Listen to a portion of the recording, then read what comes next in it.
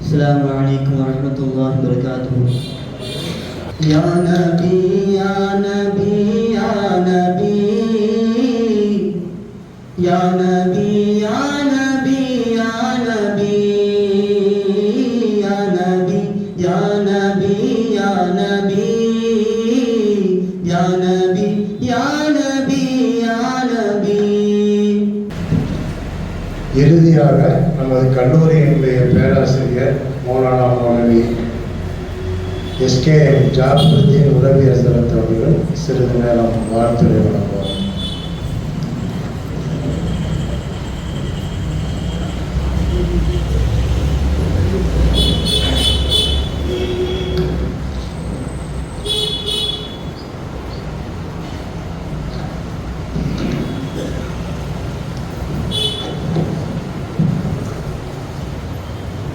அல்ஹம்துலில்லாஹி ரப்பில் ஆலமீன்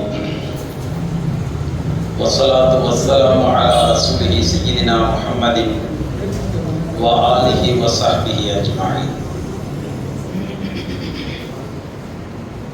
சிறப்பும் சங்கையும் மிகுந்த இந்த லஜ்னத்து மன்பஇல் வாஹிதீன் சொற்பயிற்சி மன்றத்தினுடைய 92ஆம் ஆண்டு நிறைவு விழாவின் தலைவர் அவர்களே, தமிழகம் தழுவிய மகத்தான பேறு பெற்ற மன்பஇல் விழாவினுடைய நிர்வாக பெருமக்களே, பேராசிரியர் பெருந்தகைமார்களே, இம்மன்றத்தாரின் அழைப்பேற்று வருகை தந்திருக்கக்கூடிய உள்ளூர் பிரமுகர்களே, இரு கல்லூரிகளின் மாணவ செல்வங்களே,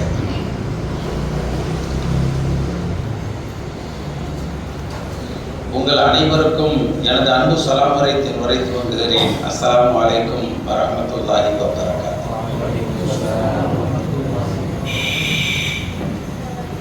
அல்லாஹ் தஆலா நம்மை இங்கு படைத்து இயங்க சொல்லி இருக்கிறார். இயங்காமல் இருந்து விட்டால் எடுத்துக்கொண்டு போய் அடக்கம் செய்து விடுவார். உயிரோட்டத்தினுடைய இயக்கம் நின்று விட்டால் மண்ணுக்குள்ளே அடக்கம் செய்து விடுவார்கள். நீ இயங்க வேண்டிய காரியங்களிலே இயங்காமல் இருந்து விட்டால் அதிலிருந்து அப்புறப்படுத்தி விடுவார்கள். எங்கு எப்படி இயங்க வேண்டுமோ அந்த இயக்கம் சரியாக இருந்தால் மட்டும் நம்மை யாராலும் எதுவும் செய்துவிட முடியாது.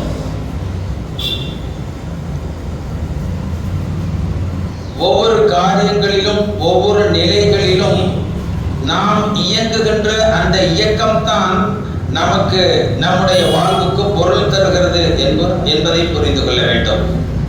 ஒரு அரசன் மரண தண்டனையை நிறைவேற்றுவதற்கு ஒரு வழி வைத்திருந்தான். பனிக்குகைக்குள்ளே அவனை போட்டு அடைச்சிட்டு வந்துடுறது. மறுநாள் காலையில போய் தோண்டி பார்த்தா அவன் அந்த பனிக்கட்டியில உரைச்சு செத்து போயிருப்பான். மரண தண்டனை நிறைவேற்றியாச்சு, தூக்கிட்டு வந்து புதைச்சிருவோம். இது அவனுடைய வழக்கம். அந்த மாதிரி ஒரு மரண தண்டனை கைதி மாட்டினான். அவன் கொஞ்சம் விஷயம் தெரிஞ்சவன் போல தெரியும்.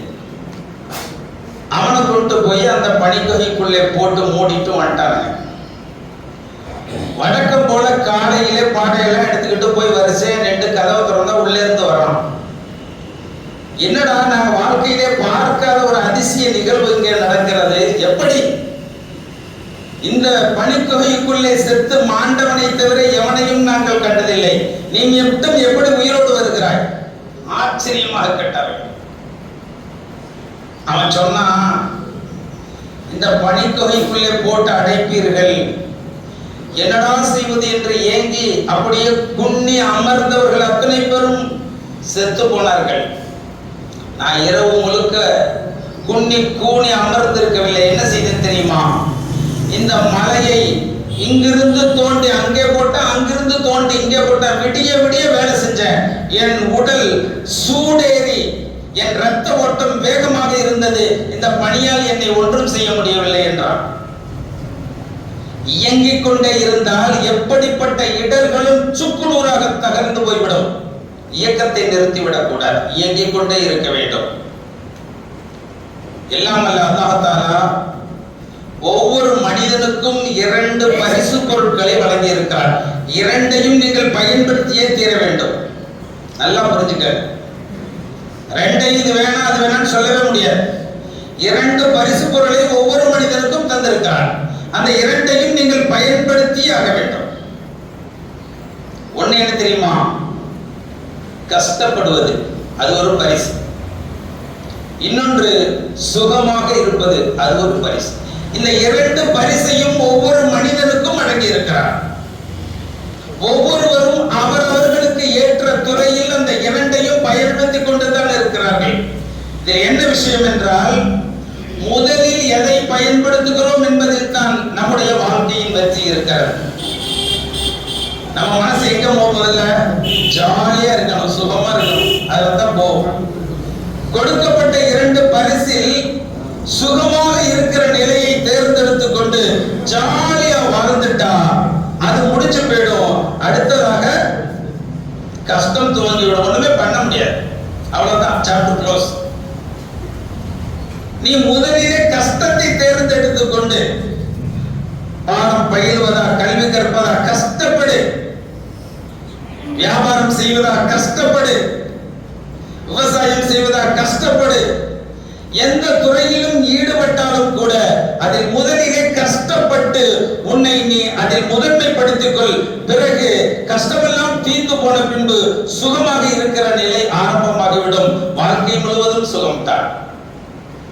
ஒட்டுமொத்தமாக சொன்னால் இந்த உலகத்தில் அல்லாஹ்வுக்காக கஷ்டப்படு. இந்த உலக வாழ்க்கை முடிந்த பின்னாலே கஷ்டம் முடிந்துவிடும், மறுமையில் சுகம் ஆரம்பித்துவிடும். எனவே நாம் பிறந்ததிலிருந்து இயங்கிக் கொண்டே இருக்க வேண்டும்.